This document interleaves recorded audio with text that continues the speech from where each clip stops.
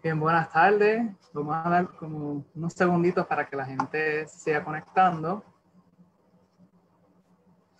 Mi nombre es Luis Alexis Rodríguez, soy estudiante de la Universidad de Vermont, trabajo con la Red de Acción Puertorriqueña para una política pública basada en evidencia, o Puerto Rico Science Policy Action Network en buen español, PINSPAN, que es una iniciativa de la organización Ciencia Puerto Rico que busca ser una plataforma para que personas, en su mayoría personas científicas, estudiantes, personas académicas, tengan un espacio en donde crear, colaborar y conseguir herramientas y habilidades para integrarse en los procesos de política pública en Puerto Rico, a nivel de Puerto Rico, a nivel federal.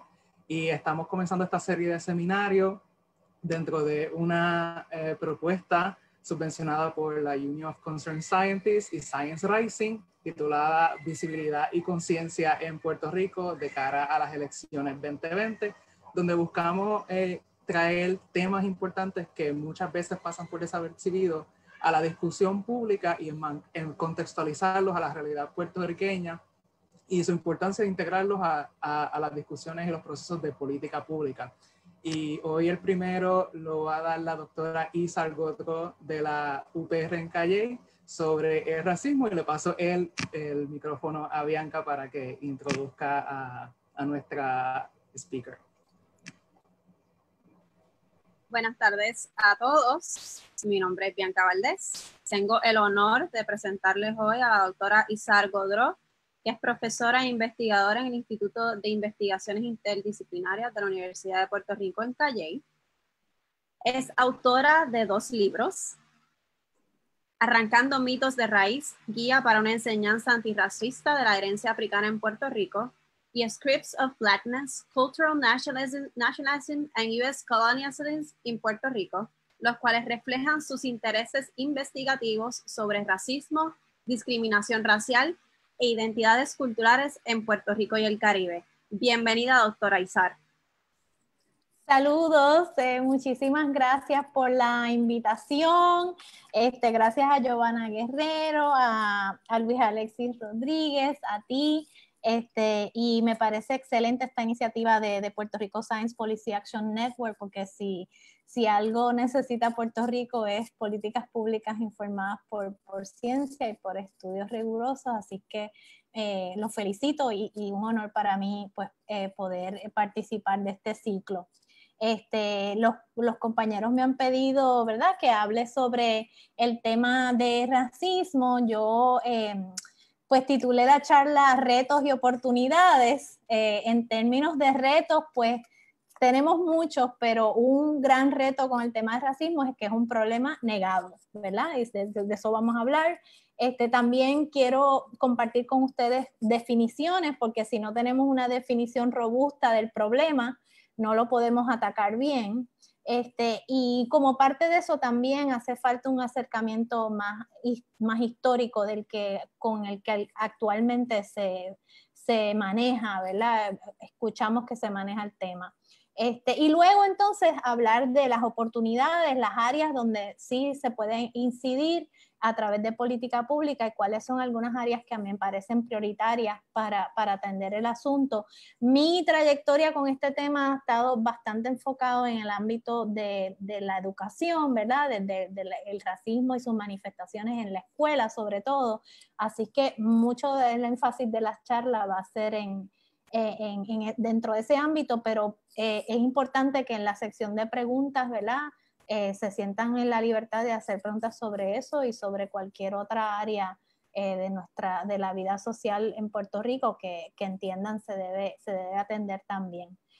Bueno, en cuanto a los retos, como les dije, el problema es negado, y esto es porque en Puerto Rico, ¿verdad?, sobre todo en ese momento de constituir el Estado Libre Asociado, ¿verdad?, se genera un discurso de mezcla, de mestizaje.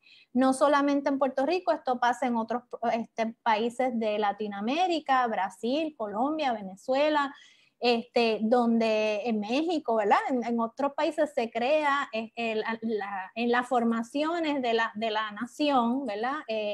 Se generan estos discursos de mezcla y mestizaje que en sí mismos no son malos ni negativos. El problema es que la manera en que se trabajan estos discursos, a pesar de que se habla de que existe una armonía racial y de que en estas sociedades, por ser mezcladas, no hay tal cosa como el discrimen, sí vemos que dentro de la idea de mezcla existe una jerarquía, donde el elemento de raigambre europeo, de raigambre español, siempre se le adjudica una primacía y una importancia mayor que los otros elementos indígenas o de raigambre africana, y eso aquí lo pueden ver, ¿verdad? Visualmente, y los invito, ¿verdad?, a que busquen imágenes de las tres razas, y miren a ver cómo están ubicadas esas imágenes. Por lo general van a ver que el elemento español siempre se ubica al centro o arriba, ¿verdad? Y esto cobró auge, sobre todo, ¿verdad? El discurso de mezcla, de armonía racial, cobra auge en Puerto Rico, como les dije, con ¿verdad? Mientras se va cimentando la noción de Estado libre asociado, y esa noción de que en Puerto Rico, ¿verdad?, teníamos nuestra cultura aparte de los Estados Unidos, y entonces el Instituto de Cultura, ¿verdad?, se crea como esta agencia del gobierno encargada de entonces diseminar esta idea de la mezcla racial entre nosotros. Y aquí vemos inclusive en el ejemplo del emblema, ¿verdad?, del Instituto de Cultura. Parece importante porque es una agencia, ¿verdad?, gubernamental.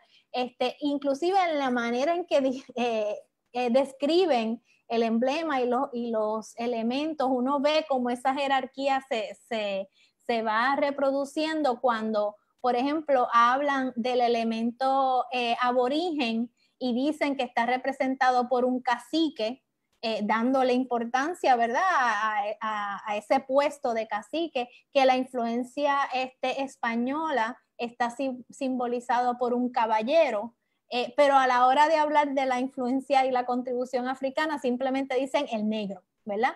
No le adjudican ningún título, ningún rango, y es como vamos viendo, ¿verdad?, que se va reproduciendo esa jerarquía, y hay muchísimos ejemplos, pero les traigo ¿verdad?, de otro ejemplo más de cómo a la misma vez que se habla de mezcla, también se sigue reproduciendo la jerarquía en las escuelas, ¿verdad?, en tercer grado, que es cuando se le empieza a enseñar a los niños sobre las distintas raíces y componentes, pues se les habla de la raíz indígena, se habla de sus dioses, de toda su organización social antes de la conquista, ¿verdad? Hay una vida precolonial que se le cuenta a los niños, ¿verdad?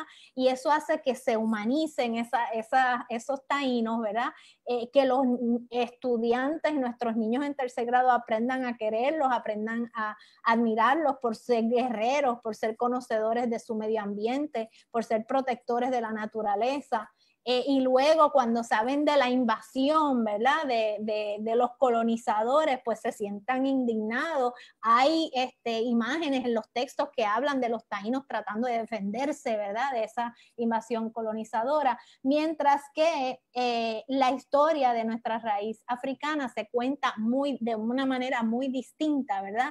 No conocemos de la historia pre-esclavista, o sea, no se le habla a los estudiantes de los continentes africanos, de los reinos africanos o de la ocupación, ¿verdad?, de los moros en España por 800 años, ¿verdad? No, los niños puertorriqueños comienzan a aprender sobre su raíz africana a partir del proceso de esclavitud, ¿verdad?, en Puerto Rico, y conocemos a nuestros ancestros africanos como esclavos, no como esclavizados, ¿verdad?, no como personas que ya tenían, ¿verdad?, vivían en unas sociedades, tenían unas creencias, tenían unos sistemas políticos y se les esclaviza luego, y entonces eso tiene un efecto, y se los traigo un poco para que, ¿verdad?, vean ejemplos de cómo a la misma vez que se le está enseñando a los niños que somos una mezcla,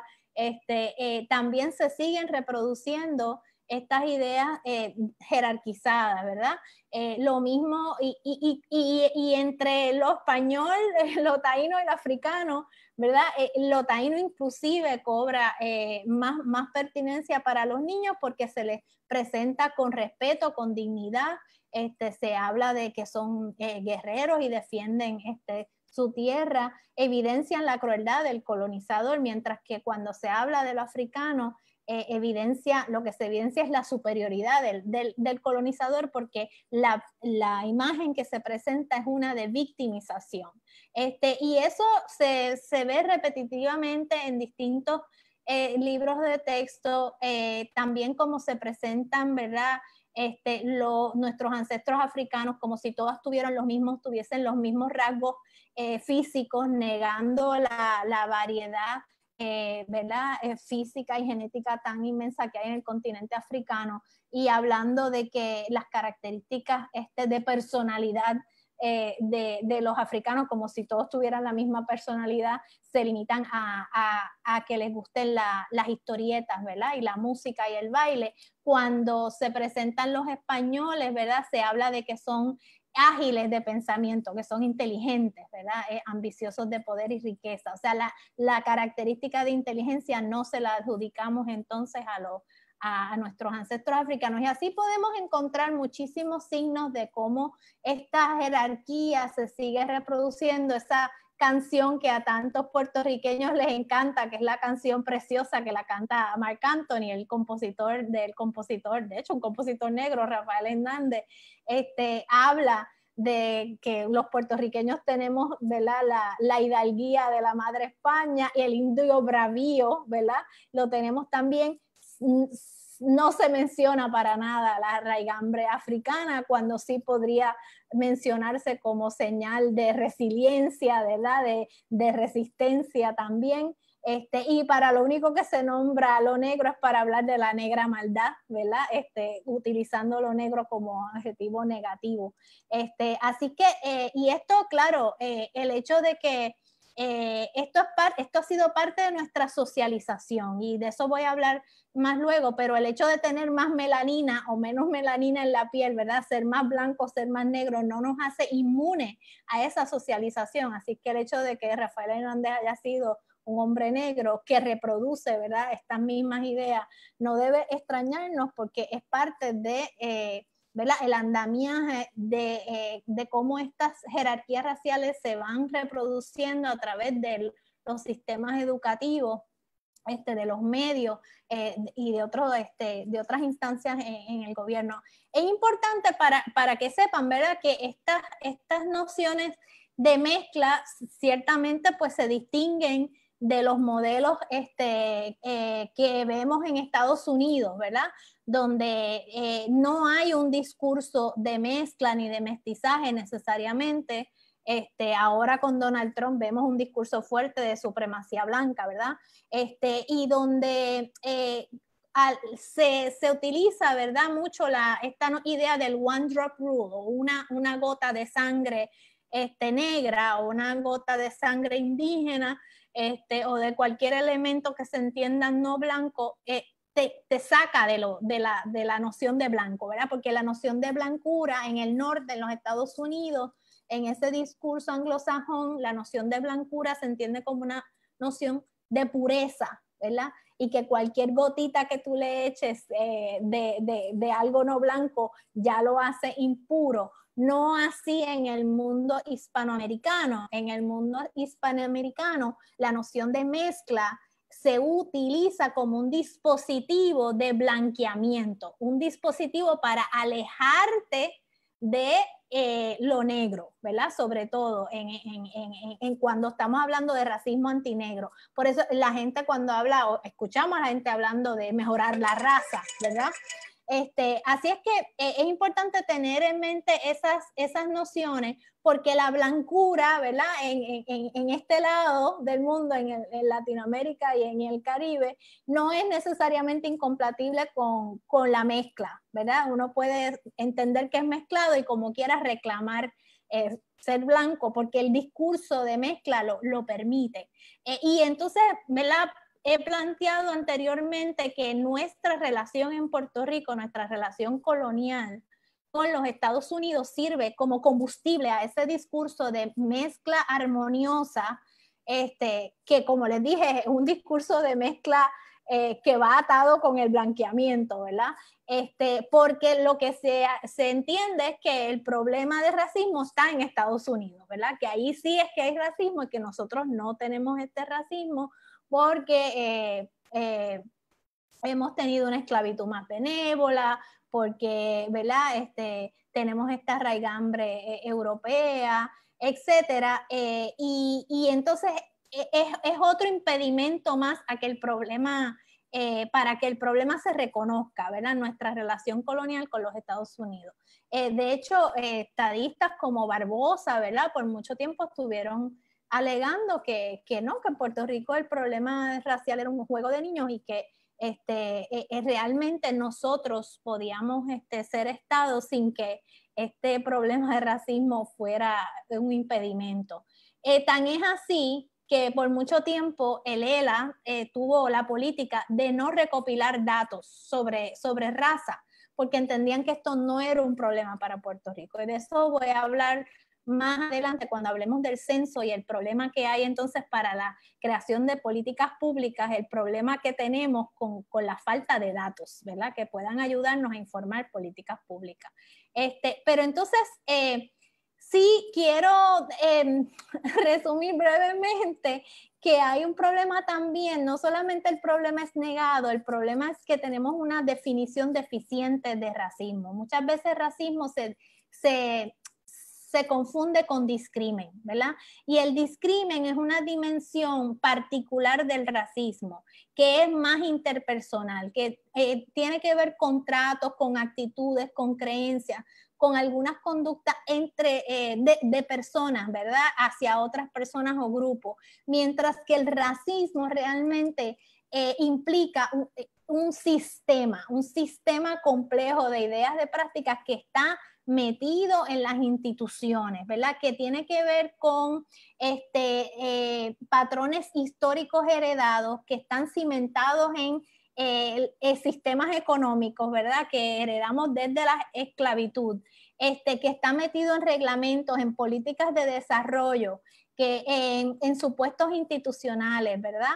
Y en inacciones gubernamentales que también continúan abonando a que se siga reproduciendo el problema. Así que a veces conviene entender el racismo como un iceberg, ¿verdad? Donde por lo general la gente ve la punta del iceberg, ¿verdad? Cuando señala el racismo, porque lo que están señalando es discrimen al hablar de chistes o burlas o acciones violentas de unas personas hacia otras. Pero no estamos viendo todo el andamiaje que está debajo de esa punta de ese iceberg, que es lo que sostiene esas prácticas. Y cuando hablo de ese andamiaje me refiero a esa jerarquía racial que asocia lo blanco y lo europeo, ¿verdad? Con lo bonito, con lo bueno, con lo civilizado, con lo divino, con lo profesional, ¿verdad? Y lo africano o negro con lo feo, con lo peligroso, con lo hipersexualizado, ¿verdad? Con lo bruto, con lo burdo, con lo negativo, ¿verdad? Y entonces esa jerarquía de valores, ¿verdad? Se enraiza en las instituciones que son parte de nuestra socialización, ¿verdad? Y de nuestro lenguaje, ¿verdad? Nosotros podríamos pensar, no es que yo no soy racista, yo no tengo nada que ver con eso, eso es una gente allá que es racista, que siente odio, y que son mal educados, ¿verdad? Pero realmente es que hemos todos sido educados dentro de esa socialización por esas instituciones que reproducen ese orden y esa jerarquía, y está en nuestro lenguaje. En la medida en que nosotros podemos leer estas frases, ¿verdad? Y saber lo que quiere decir una lista negra, lo que quiere decir pelo malo, lo que quiere decir humor negro o magia blanca, hemos internalizado ese racismo porque está en nuestro lenguaje, está en nuestra socialización, desde que somos pequeños y nos arropan con frisitas de ángeles blancos y rubios, ¿verdad? Desde que nos decoran los cuartos a las niñas, desde que nos llevan a la iglesia y aprendemos que la noción de divinidad es un hombre con ojos claros y rubio, ¿verdad? O sea, estas son las distintas maneras en que nosotros hemos sido socializados, ¿verdad? De manera racista. Y en ese sentido les lanzo, ¿verdad?, la hipótesis de que pensemos que todos en ese sentido somos racistas en tanto y cuanto somos hijos e hijas de sociedades post-esclavistas, donde esta jerarquía se sigue reproduciendo hasta el punto de que se entiende como normal, ¿verdad? Se entiende como normal y no los que somos más claros de piel o los que no hemos sufrido, ¿verdad?, los embates del racismo día a día, no la vemos, no la entendemos porque la asumimos como normal. Y a veces utilizo la imagen esta imagen, ¿verdad?, de este paisaje, porque aquí hay un bebé que no sé si lo puedan ver, ¿verdad? Aquí están los ojos, la nariz, las manos están aquí en el árbol, su barriguita aquí, los pies y la parte de abajo del paisaje es la espalda del bebé. Si se los señalo, cuando se los señalo, pues lo ven, pero si no se los señalo, no lo ven, ¿verdad? Y a veces eso mismo pasa con la jerarquía racial que se ha ido reproduciendo, ¿verdad?, a través de nuestra socialización sin darnos mucha cuenta. Ahí entran todo lo que se llama el privilegio blanco, los privilegios invisibles, ¿verdad? Y les traigo algunas de estas preguntas, no las voy a leer todas porque son muchas, pero la presentación queda para luego, pero son preguntas que nos ayudan a cuestionar la internalización de esa jerarquía, ¿verdad? Y en qué medida esos privilegios a veces no los notamos, ¿verdad? Por ejemplo, pues si usted puede encender la televisión y mirar la portada de un periódico, revista, sabiendo que va a encontrar imágenes de personas con rasgos similares a los suyos, ¿verdad? O si usted puede decir, bueno, puedo estar seguro que si mis hijos respetan las normas del colegio, no van a encontrar problemas por parte de los profesores, ni van a ser rechazados por sus compañeros de clase a causa de sus rasgos físicos, ¿verdad? Y hay otros, cuando compro ropa interior de color carne o curitas para proteger heridas, puedo estar segura que se parecen al color de mi piel y no me tengo ni que cuestionar eso, ¿verdad? Cuando compro maquillaje, lo mismo. Si no sé bailar o tocar un instrumento de percusión, puedo estar seguro que nadie se va a extrañar, ni me va a decir, ni va a tener una expectativa diferente, ¿verdad? Y así hay muchas otras preguntas que nos ayudan a pensar en estos privilegios que a veces son invisibles, y por eso conviene entonces entender el racismo no como rechazos o burlas o chistes o violencias explícitas hechas de una persona a otra nada más, que esa es la parte de discrimen, sino como un sistema institucionalizado de ideas, prácticas, valores, de profundas raíces históricas que confiere privilegios que a veces son invisibles, y oportunidades basadas en esa falsa creencia, esa jerarquía. De hecho, ahora mismo, a raíz de todo lo que ha pasado con George Floyd y la cantidad de crímenes, ¿verdad?, y violencias que existen, los diccionarios se están moviendo a cambiar sus definiciones para darle mayor énfasis a este aspecto sistémico, ¿verdad?, institucionalizado del racismo. Para que no se vea solamente como un asunto de discrimen interpersonal, porque si lo vemos así, entonces ¿verdad?, las estrategias que se pongan en función de eso van a ser limitadas.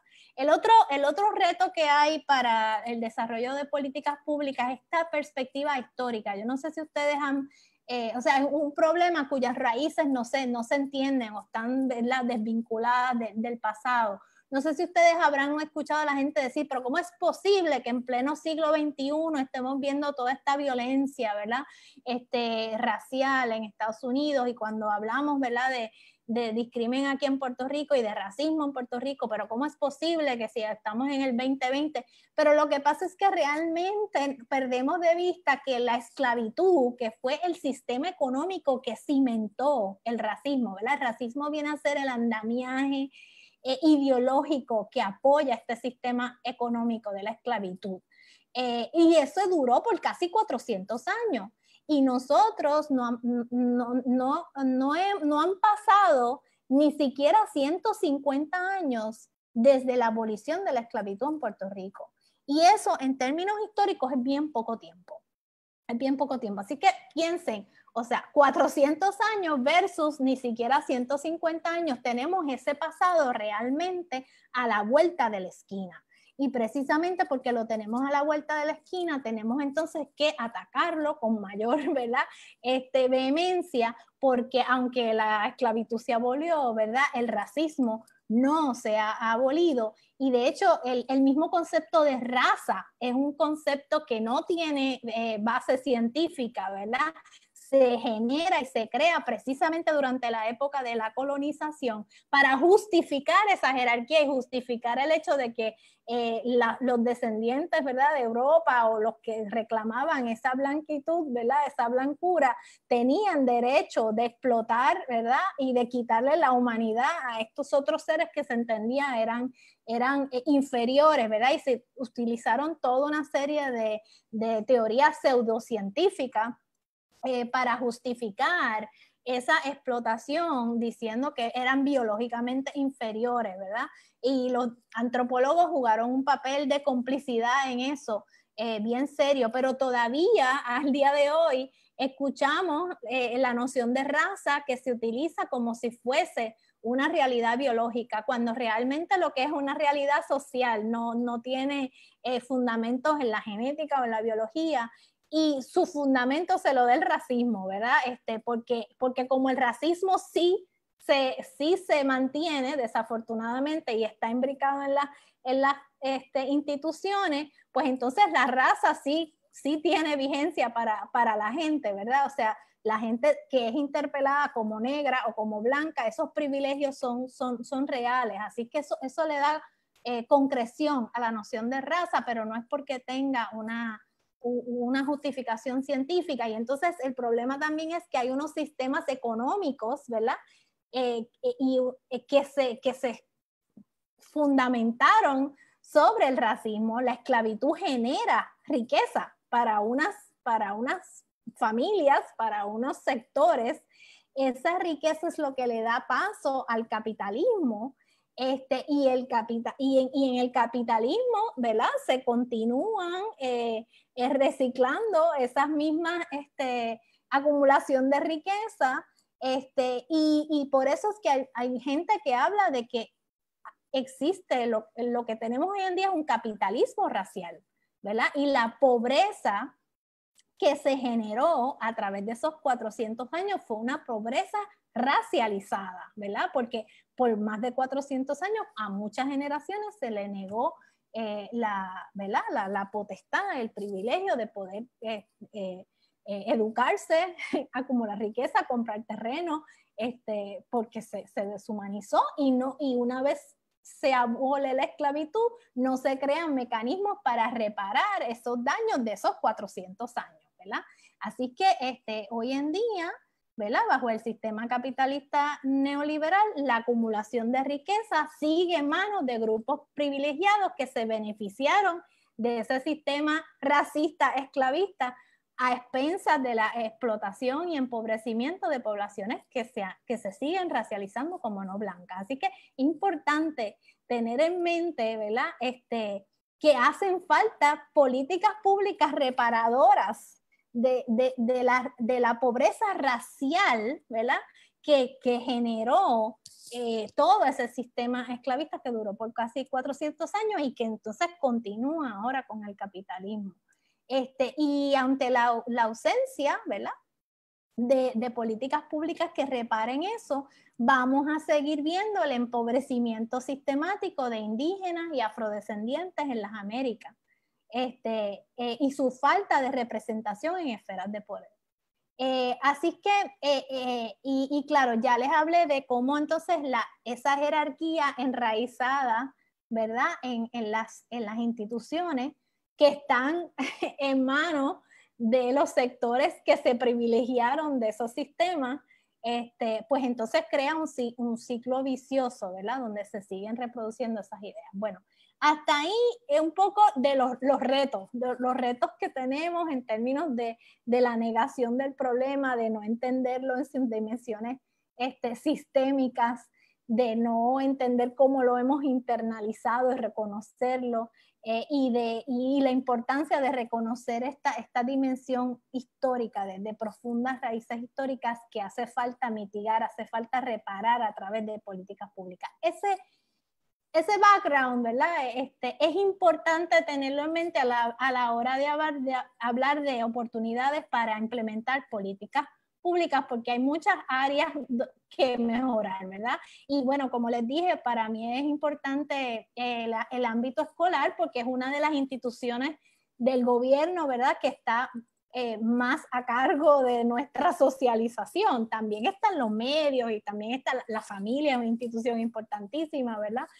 La iglesia, los sistemas de salud, ¿verdad? Son todas instituciones que juegan una parte importante en nuestra socialización, pero ciertamente la escuela pues es importantísima.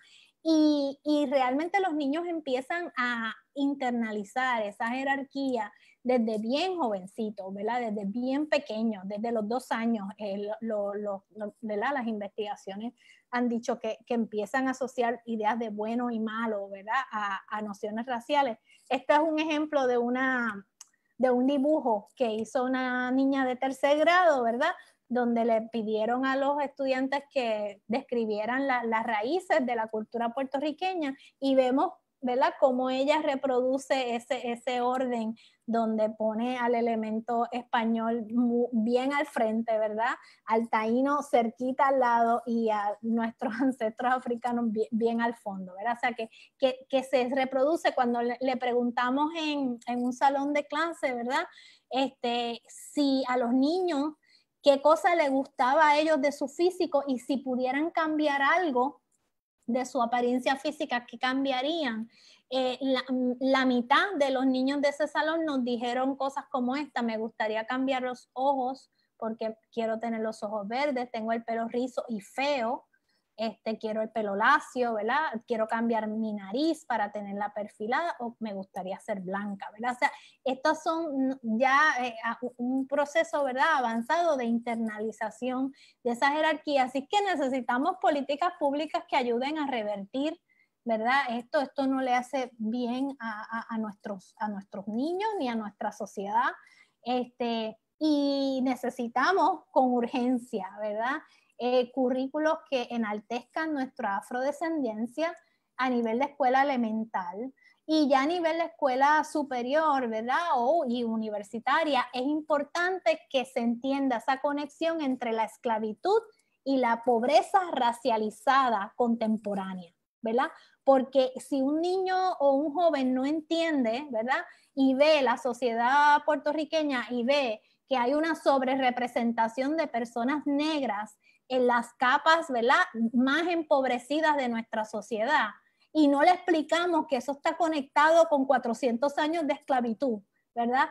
Y ese trasfondo no se tiene, lo que en este sistema donde se le da tanta prioridad al individuo, ¿verdad?, lo que van a terminar es pensando que están en esa situación porque no se esfuerzan, porque son vagos, ¿verdad? O porque son brutos, y entonces eso sigue alimentando esa misma jerarquía del sistema heredado. Así es que es importante que a través de nuestras instituciones ayudemos, ¿verdad?, a generar ciudadanos responsables que entiendan esa conexión y la responsabilidad de reparar los daños heredados de ese sistema, que todavía estamos viviendo con ellos. Miren, por ejemplo, este texto que nosotros encontramos en un libro, ¿verdad?, para niños de 3er grado, que habla de la esclavitud, y dice todo lo contrario. O sea, lo que dice es que la institución de la esclavitud estaba reglamentada por el gobierno, que le garantizaban un trato humanitario a los esclavos, y que el problema era que los dueños de las haciendas no eran comprensivos y no eran humanitarios, y que muchos de ellos eran crueles. O sea, el problema eran unos individuos que no seguían las leyes de un sistema que realmente era bueno. O sea, esto es terrible, esto es exactamente lo opuesto de lo que nosotros tendríamos que estar enseñando en nuestras escuelas, ¿verdad? Que la esclavitud fue un crimen, ¿verdad? Un crimen contra la humanidad, de una larga duración, con unas repercusiones que todavía las vemos hoy en día, que hay que reparar y que tenemos nosotros como ciudadanos la responsabilidad de atender eso y no de seguirlo reproduciendo. Por suerte hay materiales alternativos, en la última década, ¿verdad? Se han generado cuentos para niños, materiales escolares, este libro de Tras las huellas del hombre y la mujer negro en la historia de Puerto Rico, una joya que se creó en un momento desde el Departamento de Educación para un curso a nivel superior. Desafortunadamente cambió la administración y este libro quedó en unos almacenes comido por hongos y tuvieron que botarlos todos, ¿verdad?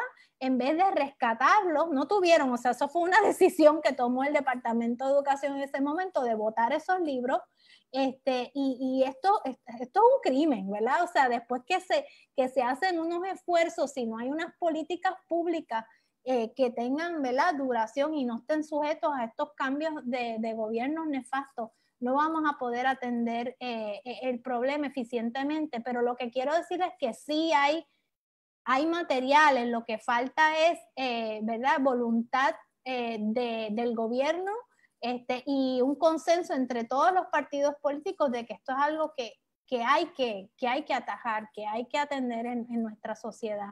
Y atado a eso, pues va el compromiso, ¿verdad?, de adiestrar a los maestros y al personal escolar que han sido víctimas, ¿verdad?, también de esa socialización racista y de sistemas educativos deficientes. Eso hay que ¿verdad?, entrar en un pacto y una convicción de que hace falta entonces adiestrar y preparar a esos maestros para que puedan hacer una enseñanza antirracista. También bregar con el bullying, ¿verdad?, con el acoso sexual, no solamente a nivel institucional del currículo, que hace mucha falta, pero el acoso racial es real en nuestros planteles escolares. Cuando nosotros entrevistamos a las maestras, más de la mitad, ¿verdad?, un 64% nos dijo que ellos habían tenido que en algún momento lidiar con un niño o niña que había sido víctima o agresor, ¿verdad?, en un contexto de violencia racial en la escuela. Y el caso más notorio, ¿verdad?, que se vio hace poco fue el de Alma Yarira, ¿verdad?, que fue víctima no solamente fue víctima de acosos raciales en el plantel escolar, sino que las autoridades entonces la acusan cuando ella se trata de defender de las niñas que la están violentando y que la llevaban violentando por muchos años en la escuela, y la acusan y le radican cargos, ¿verdad? 5 cargos por agresión, por defenderse, ¿verdad? Así que ahí hay toda una cadena de mal manejo del problema que resulta entonces en violencia real hacia una niña. Y nosotros cuando hicimos el trabajo de investigación en las escuelas, nos topamos con diferentes testimonios, ¿verdad?, de maestras que nos contaban, ¿verdad?, de estos incidentes. Y a la misma vez que los cuentan, uno ve cómo también las mismas maestras, ¿verdad?, no tienen las herramientas para trabajar con el problema. Por ejemplo, esta maestra cuenta que en kinder, ¿verdad?, a nivel de kinder, ella ve como un niño empuja a una nena y le dice negra sucia. Y ella queda indignada, ¿verdad?, de ese acto de ese niño. Y lo que decide hacer es parar al niño en el salón de clase, en el medio del salón de clase, y decirle que él también es negro, que a quien él la ha empujado es una niña que él le dijo negra sucia, pero que él también es negro. Y le dice a los demás niños, ¿verdad?, que también es negro, ¿verdad? Y entonces ahí el nene se echa a llorar, ¿verdad? Y luego ella dice que llamó a los papás, ¿verdad? Ella dice, en ese momento me cegué, pero yo quería como que me sentía que tendría que defender a esa niña que le habían dicho negra sucia. Entonces ella tiene la indignación, pero no tiene las herramientas, ¿verdad? Porque lo que había que hacer aquí no es reproducir la jerarquía y decirle al niño, tú eres negro también, como si eso fuera malo, ¿verdad? Sino lo que había que era decirle, pero ¿por qué tú asocias lo negro con lo sucio si esta niña es hermosa? Y tú también eres hermoso. Y mira, tú tienes esa hermosura por nuestros ancestros africanos, y nuestros ancestros africanos lucharon por su libertad, nuestros ancestros africanos sobrellevaron, ¿verdad? 400 años de esclavitud y estamos aquí hoy por ellos. O sea, hay que revertir la jerarquía para poder intervenir eficientemente y de una manera que haga que los niños puedan pensar distinto sobre nuestra afrodescendencia. Y aunque sí en Puerto Rico se celebra nuestra raigambre africana y nuestra herencia con la comida, con la música, con el sabor, etcétera, pero sí hace falta otros mensajes que vinculen también nuestra afrodescendencia con la belleza, con la resiliencia, con la adaptación, con la inteligencia, con la afirmación, con la posibilidad de unirnos a otros pueblos afrodescendientes en Latinoamérica y más allá. Eso hace falta en nuestro currículo y necesitamos políticas públicas que enaltezcan eso y que preparen a los maestros para eso.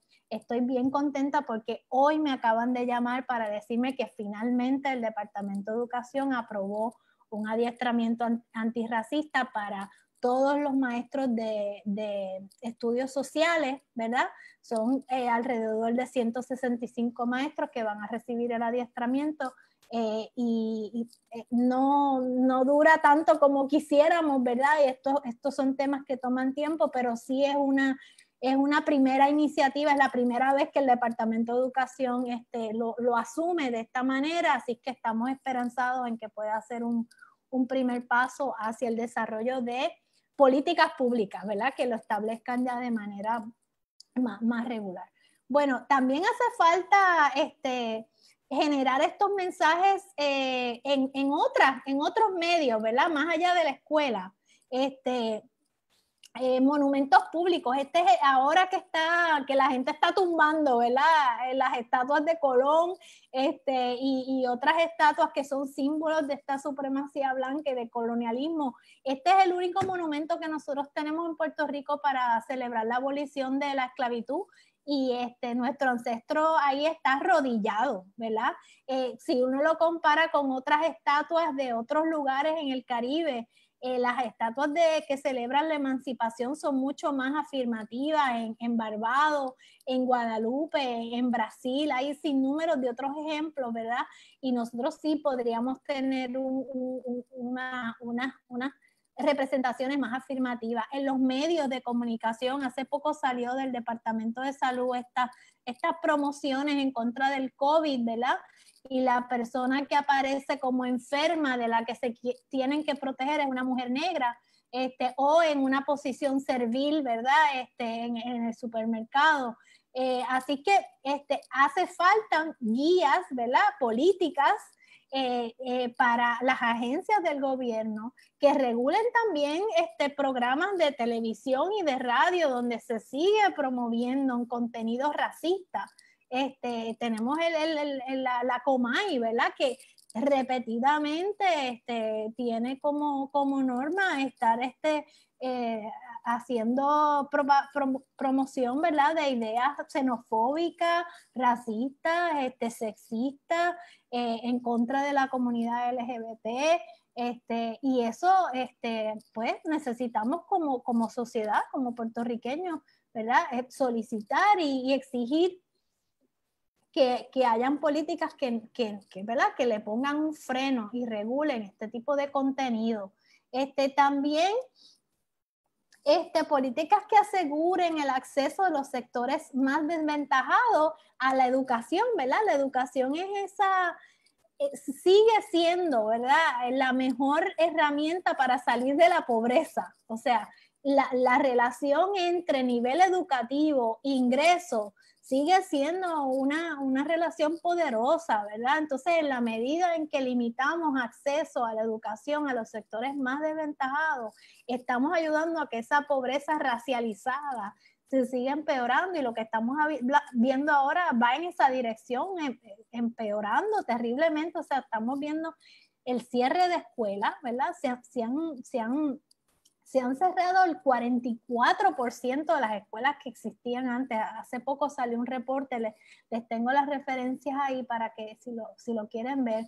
La matrícula, el costo de matrícula en la UPR se ha triplicado, ¿verdad? Y los recortes van por más del 50% del financiamiento. O sea, que aquí estamos en un momento crítico donde se necesitan políticas públicas que atiendan, ¿verdad?, esta cuestión del acceso a la educación.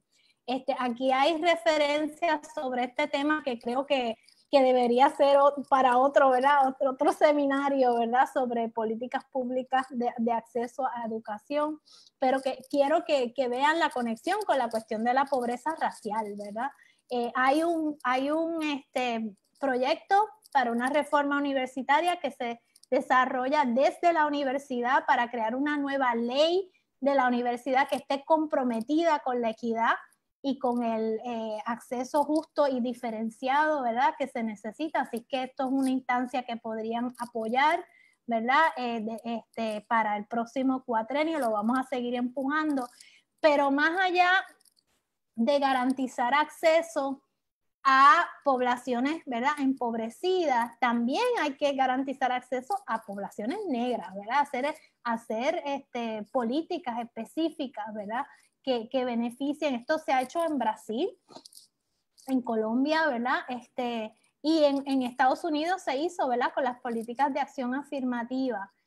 Ojo, porque aquí mucha gente entonces reclama que es racismo a la inversa, ¿verdad?, de que si uno da becas para personas evidentemente negras, o si uno da abre oportunidades para sectores evidentemente negros en nuestra sociedad, eso es racismo a la inversa. Y ese tipo de argumento pierde de vista el elemento histórico que le estoy hablando, ¿verdad? Que para mitigar y reparar el daño de esos 400 años, tienen que haber políticas, ¿verdad?, con apoyos diferenciados. Y esta es una imagen que se usa un poco para entender eso, ¿verdad?, donde hay tres personas de tamaños distintos tratando de ver un juego de béisbol, ¿verdad? Y si tú le das a los tres el mismo tipo de apoyo, no logras, ¿verdad?, que haya equidad.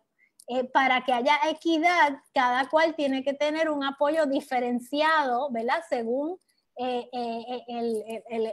estatus en que esté, para que entonces todos puedan tener igual acceso. Y lo mismo ocurre con las poblaciones afrodescendientes, ¿verdad? Cuando consideramos que por 400 años hubo unas desventajas que todavía perduran en nuestra sociedad hoy en día. Y la última, y en esto voy a estar un tiempito, espero terminar pronto, pero es que esto es crítico. O sea, necesitamos datos que nos permitan, ¿verdad?, evaluar en qué medida el racismo y el discrimen está operando como un factor de desigualdad social. Y hay que reconocer entonces la importancia de las estadísticas raciales. A veces la gente se le pregunta su raza y piensa que esto es una pregunta que no tiene razón de ser, pero no tiene razón de ser porque el ELA no usa los datos, ¿verdad?, para desarrollar políticas públicas, pero eso no quiere decir que no se necesitan, se necesitan. Lo que hay es que exigir la inclusión de datos sobre raza en informes de agencia con, ¿verdad?, clasificaciones y categorías pertinentes. Y les propongo, ¿verdad?, la educación, el trabajo, policía y sistema judicial y los medios como 4 áreas importantes donde hay que empezar a recopilar este tipo de datos. Esto es basado en el trabajo de Hilda Llorens, que plantea estas 4 áreas como importantes. Sabemos ya, aún con los datos del censo que son deficientes, que una persona autoclasificada como negra tiene 4 veces mayor probabilidad de estar desempleado, ¿verdad? En Puerto Rico, y eso tiene también entonces unas repercusiones para planes médicos, porque cuando no tienes trabajo no tienes plan médico, y también entonces ahí hay unas desigualdades a nivel de salud que se siguen reproduciendo, pero entonces para poder determinar el discrimen en el ámbito laboral y en qué medida eso es un elemento que está funcionando ahí, no tenemos instrumentos adecuados, porque el EEOC, que es la agencia que se encarga de hacer este tipo de estadísticas, estas son las categorías que tiene para recopilar la información: hispano, latino, blanco, negro, etcétera. Esto quiere decir que cuando los puertorriqueños van a reclamar discrimen en el empleo, por lo general pues se ubican como hispano, latino, y entonces ahí se pierde, ¿verdad? La información. También tenemos estadísticas en prisión y en las cárceles de la sobrepresentación de personas negras, pero son deficientes en tanto y cuanto están basados en datos del censo que no tienen categorías apropiadas. ¿Qué se puede hacer? Hay estudios y hay evidencia de que el uso de escalas, ¿verdad?, es una alternativa viable para poder documentar el racismo y el discrimen en sociedades como la nuestra, ¿verdad?, donde hay una ideología de mestizaje que reconoce más bien gradaciones, ¿verdad? Y entonces se pueden plantear preguntas sobre describa su color de piel, siendo 1 lo más claro y 6 lo más oscuro, y ubíquese en esa escala. O se pueden utilizar este tipo de términos como blanco, trigueño claro, trigueño oscuro, negro, etcétera, que son más adecuadas y sirven mejor para el contexto de Puerto Rico. Hay muchos estudios en Latinoamérica y en otros lugares que usan este tipo de escalas. A veces son visuales, a veces son numéricas. Pero hay alternativas a las alternativas que nos traen estos censos y estos instrumentos que vienen desde Estados Unidos y no son adecuados a nuestro contexto. ILE es un colectivo que está activamente trabajando para mejorar estas estadísticas en Puerto Rico. Aquí les incluyo la información por si quieren trabajar y apoyar el trabajo de ellos en este renglón de estadísticas raciales, que es súper importante. Y nada, es un trabajo que todos tenemos que hacer, y con esto termino para entonces que tengamos la sección de preguntas. Muchas gracias.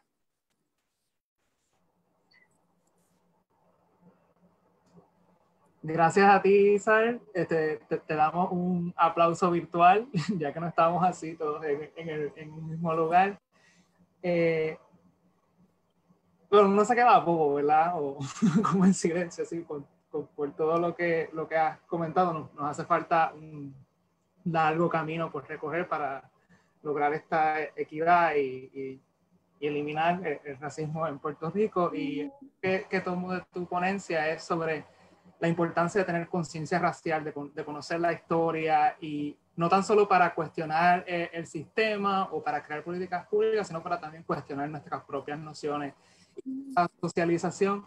Y me gustaría preguntarte, pues me da mucha curiosidad, si tú has visto a través de los años cómo ha cambiado o mejorado sin algo la conciencia racial en Puerto Rico, y si hay una diferencia generacional en cómo las personas ven el racismo o entienden el racismo o se ven a sí mismas en cuanto a ser negro, por ejemplo.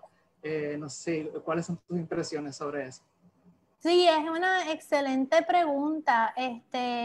Cuando yo estaba haciendo trabajo de investigación en Ponce, en los 90, ese era un momento donde poca gente afirmaba, ¿verdad?, su negritud de manera explícita y abierta. Aún en la comunidad de San Antón en Ponce, ¿verdad?, sí habían familias que muy orgullosamente afirmaban su negritud y públicamente, pero no todo el mundo, ¿verdad? De hecho, a veces me decían, bueno, si tú quieres estudiar las cuestiones afro, pues vete a Loíza, ¿verdad? O sea, siempre había como que otro sitio donde donde ir, y si uno iba a Loíza decían, no, pero eso es en Piñones, ¿verdad?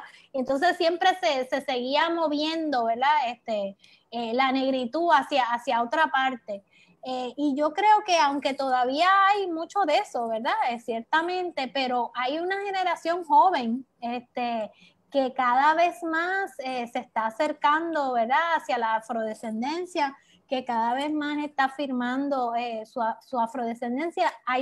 Tiene mucho que ver con la cuestión de la cultura popular, ¿verdad? La música, esa identificación con lo urbano y afro que llega desde los Estados Unidos, ¿verdad? Donde en los Estados Unidos sí hay un fuerte vínculo, ¿verdad? De lo afro con lo moderno, con lo hip, con lo nuevo, con lo urbano, ¿verdad? No en Puerto Rico, donde la negritud celebrada es la folclórica, es la del pasado, ¿verdad? Pero en la medida en que la juventud se está vinculando y conectando con estas otras maneras, y desde Nueva York y desde la diáspora, muchísima colaboración también con las comunidades afroamericanas y latinas, rivalidad hay, ¿verdad? Pero también hay mucha colaboración, y yo creo que eso se está viendo sobre todo en las generaciones nuevas. Yo estoy viendo también muchos proyectos de rescate de la estética afro, ¿verdad? Sobre todo en los pelos, ¿verdad? En los peinados, en el turbanteo. Hay muchísimos websites, ¿verdad? Donde las mujeres, sobre todo, que hemos sido, ¿verdad?, las que más victimizadas han estado por la cuestión estética, ¿verdad? Celebrando sus marantas, celebrando sus pelos crespos en diferentes espacios. Y eso es un cambio. También es un cambio que ante el racismo extremo que estamos viendo de Donald Trump, ¿verdad?, de un partido republicano, y de un trato hacia Puerto Rico racista, ¿verdad?, desde que nos tiraron el papel toalla, ¿verdad?, después del huracán, y ese trato, yo creo que ha hecho también, estamos viendo en unas entrevistas recientes que hemos estado haciendo, que la gente tiende a identificarse menos como blanco, ¿verdad? Antes en el censo, en el 2000, cuando se miraron los datos, 80% de la población en Puerto Rico se declaró blanca únicamente, no marcó más nada en el censo. Eso empezó a cambiar en el 2010, que bajó a 76, y mi pronóstico es que ahora en el 2020 vamos a ver todavía menos personas identificándose como blancas, porque esa relación colonial con los Estados Unidos como que se ha hecho más evidente, y eso a la vez reta las nociones de blancura. Así que hay unos cambios interesantes pasando ahora mismo que son esperanzadores, y están en la juventud, sí. Entonces pudiéramos decir o exhortar que las personas en Puerto Rico, puertorriqueñas, que tienen tez clara, piel blanca, se puedan referir a sí mismas como afrodescendientes. Sí, yo creo que eso es importante. Hay que entender que tener la piel clara como la tengo yo, ¿verdad? Y los ojos claros como los tengo yo, en una sociedad racista implica privilegios. O sea, tú tienes que empezar a reconocer eso, ¿verdad? Que tú, y entonces ver esos privilegios invisibles, ¿verdad? Esas preguntas que yo hice al principio, reflexionar sobre eso. ¿Qué quiere decir eso en mi vida? Entenderlo, pero a la misma vez yo creo que el mestizaje puede ser una herramienta poderosa, y la podemos usar de manera antirracista, no para el blanqueamiento, sino para el reconocimiento de una afrodescendencia, y eso lo podemos hacer todos, no importa, ¿verdad?, nuestro color de piel. Podemos afianzar esa afrodescendencia como un elemento de fuerza, ¿verdad?, como un elemento de generación, de resiliencia, de resistencia, y podemos ir al rescate de eso. Pero vuelvo y digo, la gente de tez clara, ¿verdad?, también a la misma vez tenemos que reconocer que hay esos privilegios y tenerlos en mente, para no despachar, no caer en la de que todos somos afrodescendientes y todos somos iguales, ¿verdad? Que entonces es otro problema. Sí. Gracias, Isar. tengo varias preguntas en el chat, te las voy a ir haciendo una por una, y a las personas que se están conectando ahora, que se conectaron tarde, pues la ponencia va a quedarse aquí en Facebook y también la vamos a incluir en el canal de YouTube de Ciencia Puerto Rico, y Flavia me va a ayudar a leer algunas de las preguntas, y la primera es de Yari Pérez Marín. Yari Pérez Marín nos pregunta a través de Facebook, ¿dónde se puede encontrar más información sobre cómo se aprueban estos materiales y o el proceso para sustituirlos, retirarlos? Creo que es en referencia a los materiales que había compartido, que habían sido sacados, por así decir, que habían sido dejados a perderse en unos storage. Ah, sí. Bueno, el libro de Tras las Huellas es de Lidia Milagros González, ¿verdad? Y ese libro fue decomisado por el Departamento de Educación durante la gerencia de Fortuño. Si ponen en Google, le hacen un search, ponen el título del libro, Tras las huellas del hombre y la mujer negro en Puerto Rico, de Lidia Milagro González, van a encontrar la noticia. Y entonces habría que pedirle al Departamento de Educación explicación de por qué hizo esa barbaridad. Hay otros materiales como el libro de Arrancando Mitos de Raíz, ¿verdad? Que lo produje yo con otras colegas. Se llama Arrancando Mitos de Raíz, guía para la enseñanza antirracista de la herencia africana en Puerto Rico, y ese libro está disponible y el Departamento de Educación no es dueño del libro y no lo ha podido decomisar. Así que sí, lo que queremos es que lo adopten, y tenemos esperanza porque, como les dije, acaban de aprobar ese adiestramiento ahora. La editora de EDP College ha publicado varios libros también de niños y para niños. La autora Yolanda Arroyo Pizarro tiene varios libros ahí. Yo en uno de los slides de la presentación, que creo que va a estar disponible, pueden ver algunos de los títulos. Así que sí, de hecho El Nuevo Día sacó hace poco, déjame ver si puedo compartir El Nuevo Día sacó hace poco ¿están en la presentación? Sí, ¿la pueden ver? Sí, ok. El Nuevo Día, si le dan un search a cuentos e historias para fomentar la educación antirracista, así mismo como está ahí en El Nuevo Día hay una reseña de varios materiales que están disponibles para, ¿verdad? Para fomentar este tipo de educación antirracista. No sé si eso contesta la pregunta. Sí, ella también pregunta, refiriéndose a los libros de tercer grado, los libros de texto de tercer grado que usted presentó, sobre lo que parece glorificar el sistema esclavista, si estos libros siguen en uso, y entonces, si siguieran en uso, entonces, ¿cómo se aprueban estos materiales y cuál sería entonces el proceso para sustituirlos o retirarlos? Sí, es una excelente pregunta. Mira, ahora mismo, o sea, nosotros hicimos esta investigación en el 2003, 2004.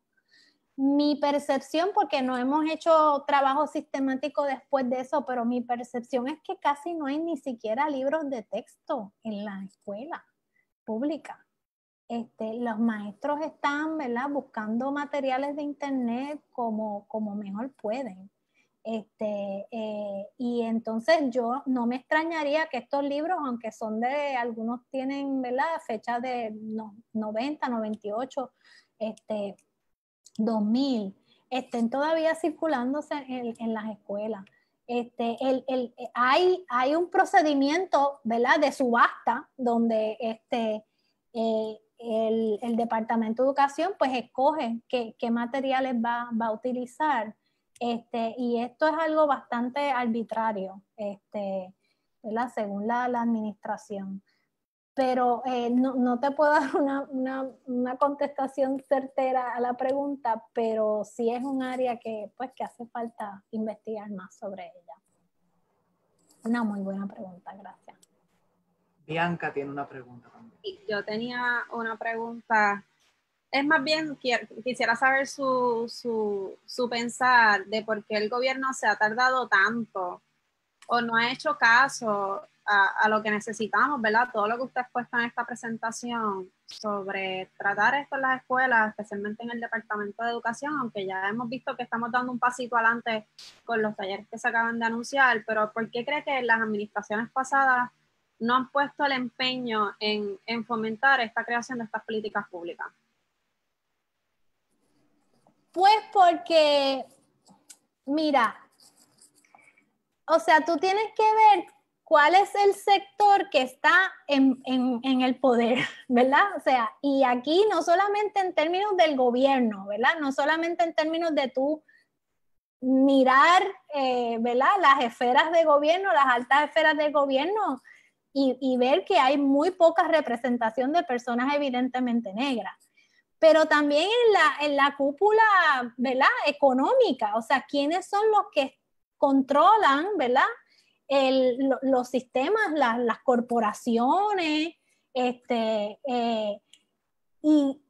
esas son familias que de alguna manera son beneficiarias, ¿verdad? De sistemas de acumulación de riqueza que vienen desde la esclavitud. Por eso es que yo lo estoy hablando de capitalismo racial, ¿verdad? Entonces, en la medida en que esas son capas, ¿verdad? De grupos privilegiados que no han, ¿verdad? No han sentido la necesidad de crear otros sistemas de pensamiento alternativos, porque ese sistema, el que existe ahora mismo, los beneficia. Y de alguna manera lo blanco se establece como normativo. O sea, lo europeo, lo blanco es como, pues, es como a la mujer que tiene el pelo rizo y le dicen, es que eso no se ve profesional. ¿Y qué profesional? Pues el pelo lacio y estar con un gabán y corbata. O sea, son modelos europeizantes, entonces pero eso se ha normalizado, la gente lo dice así, como que pues es obvio que tener un afro, que eso no se ve bien en un trabajo, obvio. O sea, es como si ya lo internalizaste, ¿entiendes? Entonces son normas que en la medida en que apoyan unas clases privilegiadas que son las que tienen, ¿verdad? Los recursos para cambiar las cosas, no las van a cambiar porque están cómodos en su mundo, ¿verdad? Es un mundo al que no les interesa, y no estoy diciendo que necesariamente esto sea algo malévolo, ¿verdad? O planificado, o es que simplemente son sistemas que a las personas que tienen los recursos para cambiarnos no les molestan. Entonces no hay una motivación para hacerlo, a menos que haya un empuje, ¿verdad? De abajo hacia arriba y un reclamo de que hace falta hacerlo. Pero como son ideas que se han ido enraizando y están internalizadas en nosotros mismos, ¿verdad? No importa cuán negros o cuán blancos seamos, todos hemos sido hijos y hijas de esos procesos de socialización, pues eso todo contribuye a que sea tan difícil. Y si pensamos que tenemos ese pasado esclavista bien cerquita, que no es como que han pasado un montón de años, pues entonces también podemos entender por qué es que es tan difícil. Pero por eso mismo hay que atacarlo con más fervor, con más vehemencia, porque es complicado, ¿verdad?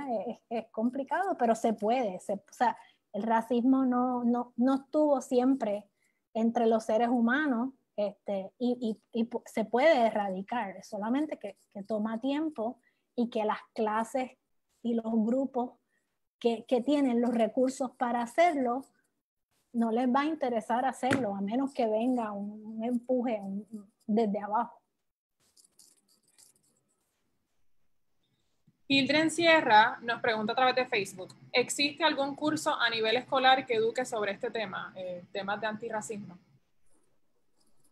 No existe. O sea, en tercer grado es que los estudiantes se les enseña por primera vez la cuestión de las 3 razas y que aprenden sobre la colonización y sobre, ¿verdad?, las raigambres. Y no se hace desde una perspectiva antirracista. Ojalá que eso, ¿verdad?, cambie, pero no, a mi entender, no hay. Y ese curso especial, que era un curso electivo a nivel de high school, fue el que se creó con el libro para que lo acompañara el libro Tras las Huellas de Lidia Milagros González, que terminó decomisado. O sea que no hay ahora mismo. Hay que empujar para eso, hay que presionar. Giovanna tiene una pregunta. Sí, hola Isa, excelente presentación, muchas gracias. Te quería preguntar, en Estados Unidos hay mucha información y ha habido estudios de cómo los sistemas racistas se manifiestan en la academia y en las ciencias, y hay estudios que documentan el sesgo, inclusive las agresiones racistas. ¿Hay acaso algún estudio similar para la Academia de las Ciencias en Puerto Rico? No, que yo sepa, no. Yo sí sé que hay una compañera en Humacao, ¿verdad? Que estaba haciendo un sondeo entre investigadores puertorriqueños, ¿verdad?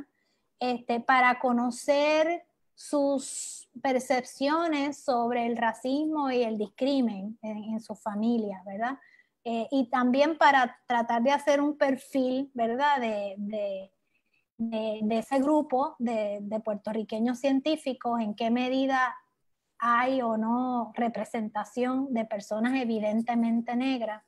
Y este término de evidentemente negras lo uso mucho porque viene también de ILE, ¿verdad? Pensando de que aunque todos somos afrodescendientes, habemos uno, ¿verdad?, que habemos algunos que somos más claros y otros que entonces sí son más evidentemente negros, que están más vulnerables al racismo, ¿verdad? Entonces, este estudio que estaba haciendo la compañera Macaulay, Lilian Casillas. Lilian Casillas, trataba de dar cuenta, ¿verdad?, de ese perfil y también de algunas nociones que tenían los científicos, ¿verdad?, sobre la cuestión racial, de si existía racismo o no en Puerto Rico, en qué medida utilizaban ciertas frases, que me parece interesante porque, vuelvo y te digo, o sea, la melanina no nos hace ni más ni menos resistentes a la socialización que hemos recibido todos, y las ciencias ciertamente son parte de eso, así que, pero es lo único que yo conozco que se haya hecho en términos de un estudio así sobre las ciencias en Puerto Rico. Gracias. Melissa, ¿tienes preguntas? Sí, estoy aquí. Hola, Isaac. Hola, saludos. Mira, te quería preguntar, ¿por qué cuando nos hablan de los taínos en las clases de historia, vemos que ellos tuvieron que pasar por una asimilación y se tuvieron que cambiar los nombres, y vemos y tenemos nombres de caciques taínos, mientras que cuando vamos a nuestros ancestros afrodescendientes en las clases de historia, no vemos sus nombres originales, no tenemos ejemplos de líderes afrodescendientes, por ejemplo, las sublevaciones.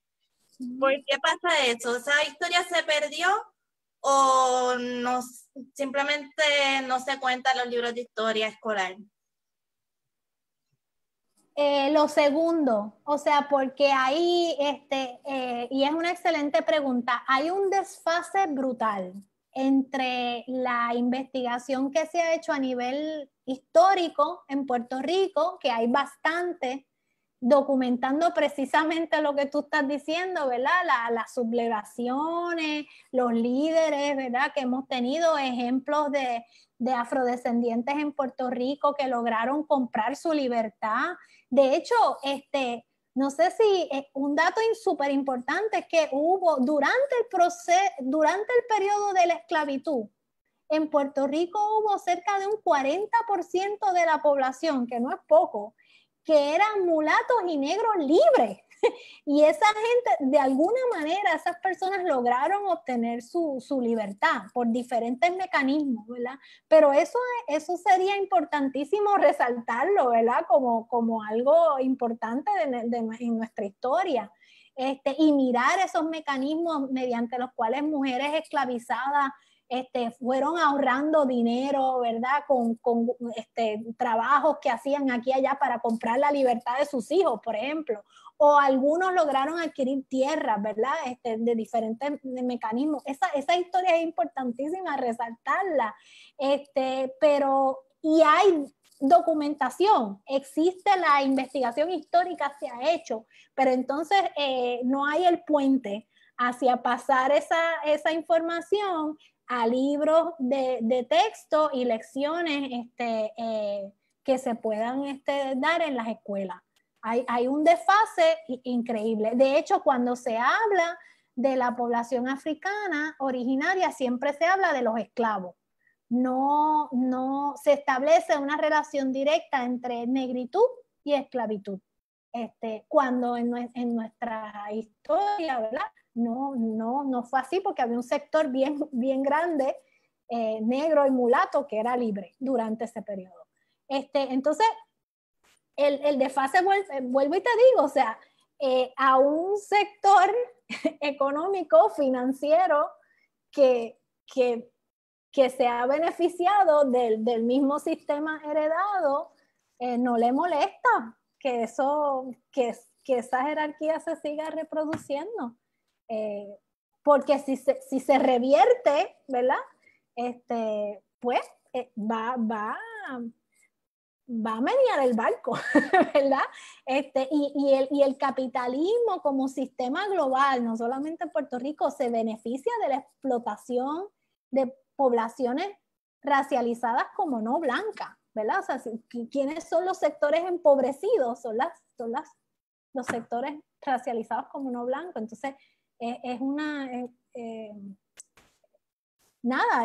trabajo, pero es como la piñata, que hay que darle por distintos lados, ¿verdad? Hasta que suelte los dulces. Es un trabajo de hormiga, de mucha gente trabajando en diferentes ámbitos. La educación es importantísima, pero entonces también hay muchas otras áreas, y desde la ciencia definitivamente se puede hacer mucho también. Tenemos una última pregunta por Facebook y viene de parte de Juan B. Rodríguez Molina. Él pregunta, ¿cuál es la meta cuantificable para determinar qué nuevas políticas públicas han logrado la ecualización social y la erradicación de la noción de desigualdad racial en una sociedad? Muy buena pregunta. No hay una meta cuantificable porque hay una deficiencia crasa de datos y de instrumentos que permitan hacer una evaluación de dónde estamos ahora, ¿verdad? Por ejemplo, yo les compartí esos datos de la presentación, ¿verdad? De que ya con los datos deficientes del censo, porque esas categorías no sirven de mucho, ¿verdad? Pero aún mirando eso, sabemos que la probabilidad de estar desempleado es 4 veces mayor para una persona que se autoclasifica como negra. Pero entonces hay que ver dónde es que está pasando eso, dónde es que está ocurriendo el discrimen. ¿Es en la banca? ¿Es en el sector privado? ¿Es en el sector público? ¿En dónde? Entonces necesitamos datos mejores para, por ejemplo, mirar la banca. Bueno, pues entonces vamos a coger todos los puestos que hay en la banca, desde los gerenciales hasta los que hacen la limpieza. y vamos entonces a utilizar una escala, ¿verdad? Como la que les presento, como esta, ¿verdad? Y vamos, una escala que sirva, ¿verdad? Para mirar en qué medida hay una relación entre esa jerarquía laboral y los puestos. Entonces, ahí ya tú tienes un baseline, ¿verdad? Yo no sé la traducción de baseline, pero tienes pues un punto de partida para tú decir, ok, así están las cosas ahora. Si vamos entonces a implementar acciones afirmativas, pues podemos medirlo de aquí a 5 años, a ver si tenemos una meta, ¿verdad? De cuantificable, donde eso mejore, ¿verdad? En un 5%, un 10%, pero necesitamos tener esos puntos de partida y poderlos medir con estadísticas confiables y con categorías que sirvan. Así que esa es la primera, para mí es uno de los asuntos más importantes a la hora de diseñar políticas públicas, que necesitamos entonces instrumentos que nos permitan, como tú bien dices, lograr unas metas cuantificables, porque necesitamos entonces establecer más o menos en dónde estamos. Y ahora mismo, aunque sí tenemos algunos datos, ¿verdad? De la sobrerepresentación de personas negras en prisiones, de la poca representación en los rangos de empleo, necesitamos mejorar eso por mucho. Y entonces establecer unas políticas que sí, que nos exijan mejorar eso, porque el gobierno así se lo propone como meta. De hecho, me adelanto para decirles que nosotros como científicos, ¿verdad? Como estudiosos, podemos en nuestros estudios incluir variables como esta, ¿verdad? Y empezar por ahí, porque a veces nosotros sí, ¿verdad? Medimos, estudiamos fenómenos, hacemos perfiles sociodemográficos de las poblaciones que estudiamos, y en la medida en que nosotros incluyamos estos datos, pues estamos contribuyendo también al levantamiento de esa información que necesitamos.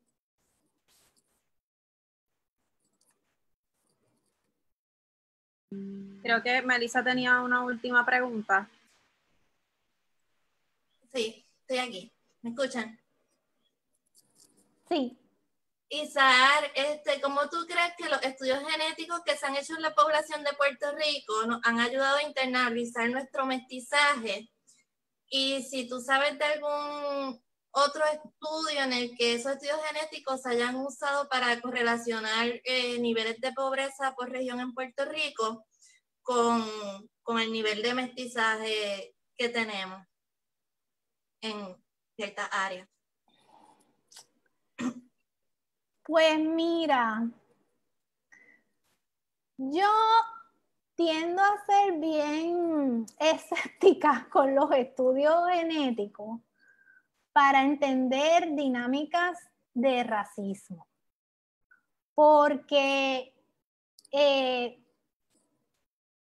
o sea, si bien es importante, ¿verdad? Que nos entendamos como que es importante que empecemos a desbancar la idea de que existen razas, ¿verdad?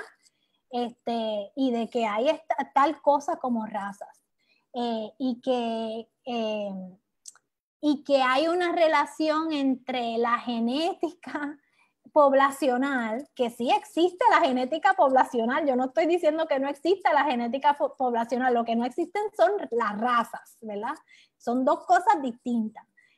Porque la noción de raza siempre está vinculada a una noción de jerarquía, de poder, y es una noción social, ¿verdad? Jerarquizante. En la medida en que nosotros podamos desbancar esas nociones de razas puras y todo a través de estudios de la genética, y que nos pensemos como mestizos, ¿verdad? Y como una amalgama, no solamente los puertorriqueños, todos los seres humanos somos satos, realmente todos, en Estados Unidos, aquí, ¿verdad? Es una condición de los humanos ser así. En esa medida, pues la genética es importante porque nos ayuda, ¿verdad? A separarnos de esas ideas de jerarquías raciales, etc. Pero lo que me preocupa es que, tú sabes, cuando hay una persona evidentemente negra que trata de entrar a un club, ¿verdad? Nadie le va a tomar una muestra de sangre para saber cuál es ¿verdad? Su distribución genética. El racismo es algo, y el discrimen es algo que se hace a raíz de una lectura visual, social, ¿verdad? Es un problema social.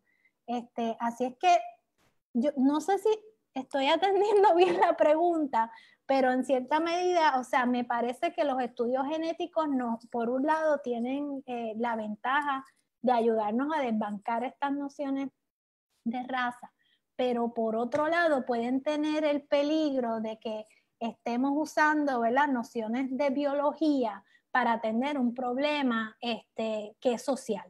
Y entonces ahí viene, por ejemplo, lo de los taínos, el DNA taíno, y eso se celebró aquí de una manera increíble, que 1 de cada 6 puertorriqueños éramos taínos. Entonces volvimos otra vez con la exaltación de los taínos y la romantización de los taínos, que de alguna manera siempre, de alguna manera trae la cola, ¿verdad?, de no querer reconocer la raigambre africana. Y existe la tainización de los africanos, ¿verdad? Que a mucha gente le dice, no, tú no eres negra, tú eres india, ¿verdad? Y eso lo vemos mucho en la República Dominicana, donde hay todo un discurso nacional de indigenismo, ¿verdad? De que todos en República Dominicana son indios porque no quieren, por el rechazo a lo haitiano y a lo negro, ¿verdad? Que se asocia con Haití. Entonces, hay una romantización de lo indígena en el Caribe, ¿verdad? Que opera muchas veces atado de la mano de la negación de la negritud y de nuestra raigambre africana. Así es que a mí a veces me preocupan esos estudios genéticos y la lectura social, ¿verdad?, que se les hace, porque a veces me parece que es como que le echa más leña al fuego. Pero por otro lado, sí reconozco que hay un potencial ahí bien bueno y bien importante de seguirnos pensando como satos, ¿verdad?, y de seguir retando las nociones de pureza racial que tanto daño han hecho, ¿verdad? Así que no sé si eso contesta la pregunta, pero por ahí. Sí, gracias. Ya se nos está acabando el tiempo, pero tenemos una pregunta de Clara Valderrama a través de Facebook, y ella pregunta, ¿cómo repercute el racismo en el acceso a los servicios de salud?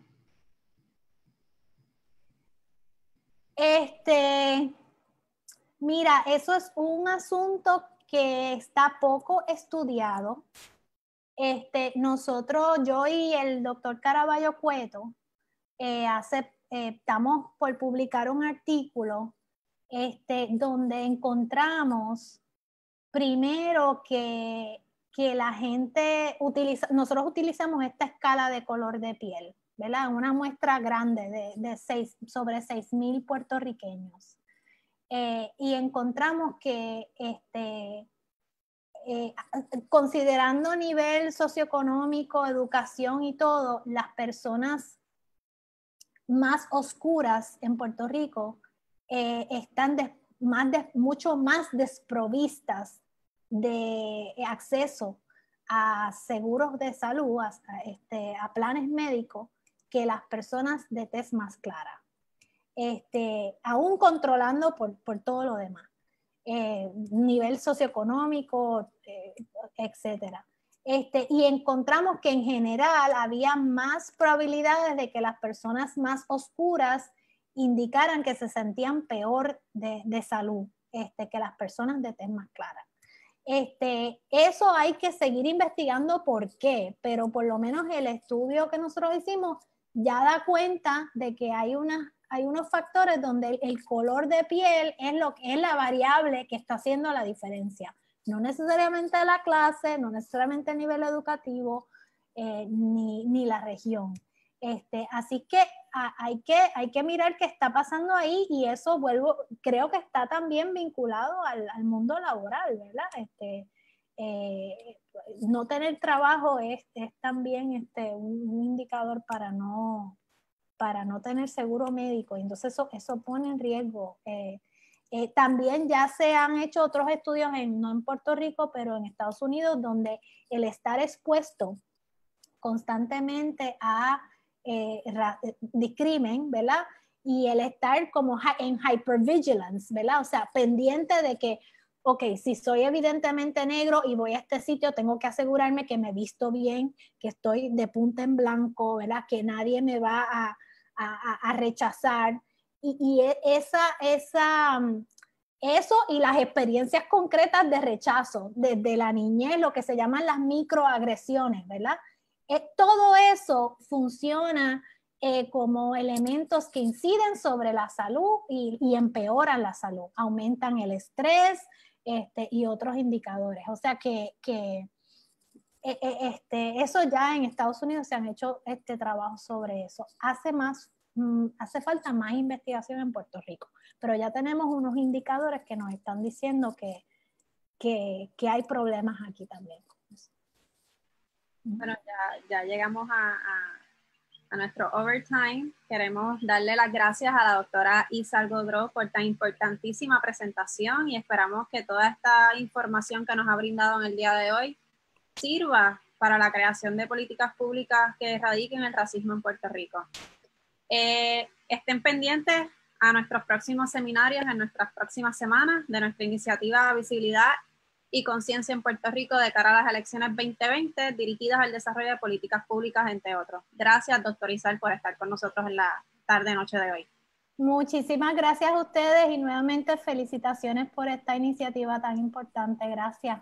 Buenas noches.